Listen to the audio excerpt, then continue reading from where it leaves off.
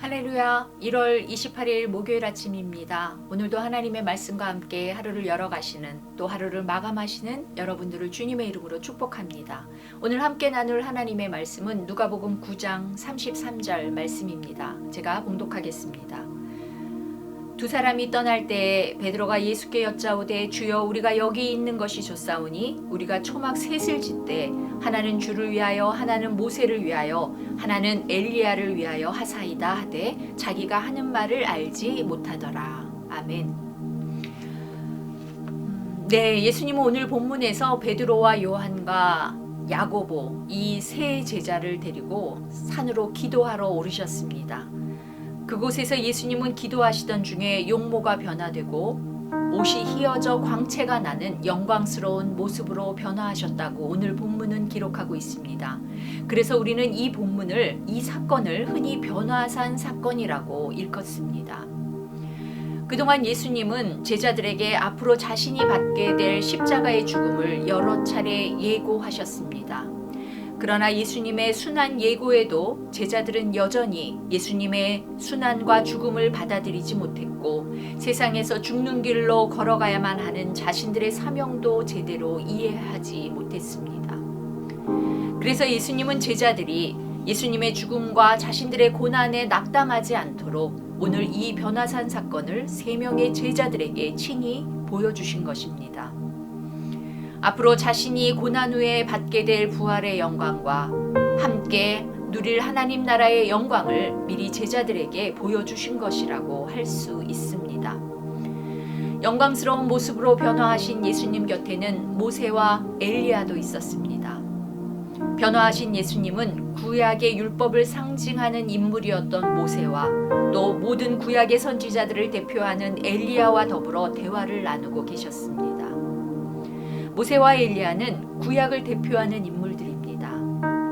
이것은 바로 예수님께서 이 땅의 모든 율법과 선지자의 완성으로 오신 분이심을, 또한 구약의 시대를 마감하고 새 언약의 시대를 열어가실 분이심을 우리에게 상징적으로 보여주고 있다고도 할 수 있습니다. 이 모습을 깊이 졸다가 깨어서 본 제자들이 얼마나 놀랬는지는 가히 짐작이 갑니다. 여기가 어디지?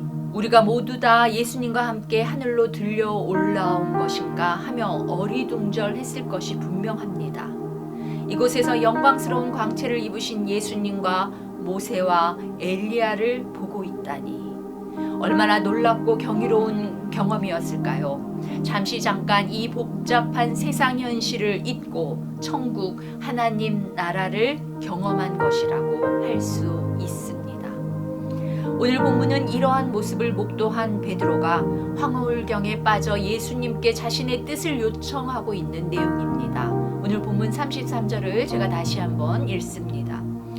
두 사람이 떠날 때 베드로가 예수께 여짜오되 주여 우리가 여기 있는 것이 좋사오니 우리가 초막 셋을 짓되 하나는 주를 위하여 하나는 모세를 위하여 하나는 엘리야를 위하여 하사이다. 베드로는 자신이 지금 경험하고 있는 하나님 나라의 영광이 심히 좋았습니다. 꿈이라면 깨어나지 않기를 간절히 바랬을 것입니다.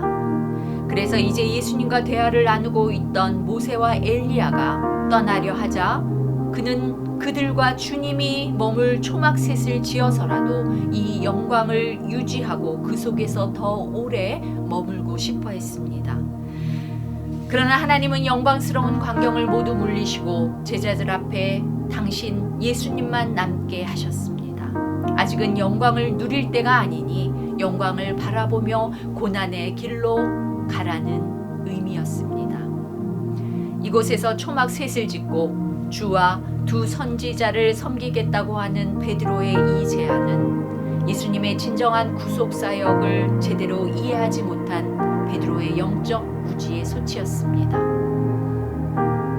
베드로는 자기 앞에 나타난 영광의 그리스도는 볼 수 있었지만 예수님의 진정한 사명이신 죽음과 고난, 십자가의 그리스도는 미처 깨닫지 못했던 것입니다. 여러분, 우리는 예배하며 주님의 영광을 경험합니다. 그러나 우리는 예배의 자리에만 머물러 주님의 영광만 바라보고 있을 수는 없습니다. 우리가 예배를 통해 주님의 영광을 경험했다면, 하나님 나라를 경험했다면, 이제 세상으로 나와 세상 가운데 우리에게 부과된 십자가를 지고 살아가야 합니다. 불의에 맞서고 죄와 싸우며 약한 자를 돌보기 위해 세상으로 나아가야 합니다. 영원한 영광은 그 길 끝에 있기 때문입니다. 여러분, 십자가 없는 구원은 있을 수 없습니다. 고난 없는 영광은 어떤 힘도 능력도 나타내지 못하는 법입니다. 그러므로 우리도 예수님을 따르는 그리스도인들이라고 한다면 우리에게 허락하신 나의 십자가를 지고 고난의 예수님을 따라가야만 합니다. 고난의 길, 십자가의 길을 회피하거나 부끄러워하지 말고 쫓아가야 합니다. 십자가의 도가 멸망받는 자들에게는 미련한 것일지라도 구원받는 우리에게는 하나님의 능력이 되기 때문입니다. 예수님은 이 변화산에서 내려오시자마자 이제 곧 예루살렘을 향하여 올라가기로 굳게 결심하셨습니다. 그리고는 십자가의 고난과 죽음이 기다리고 있는 예루살렘으로 담대히 올라가셨습니다. 사랑하는 여러분, 고난의 길로 걸어가신 예수님을 주저 말고 따라가십시오.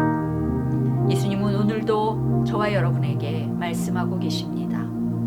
아무든지 나를 따라오려거든 자기를 부인하고 날마다 제 십자가를 지고 나를 따를 것이니라. 사랑하는 여러분, 여러분이 지고 가야 할 십자가는 지금 어디에 있습니까? 기도하겠습니다. 하늘에 계신 우리 아버지여, 이름이 거룩히 여김을 받으시오며 나라가 임하시오며 뜻이 하늘에서 이루어진 것 같이 땅에서도 이루어지이다. 오늘 우리에게 일용할 양식을 주시옵고 우리가 우리에게 죄 지은 자를 사하여 준 것 같이 우리의 죄를 사하여 주시옵고 우리를 시험에 들게 하지 마시옵고 다만 악에서 구하시옵소서. 나라와 권세와 영광이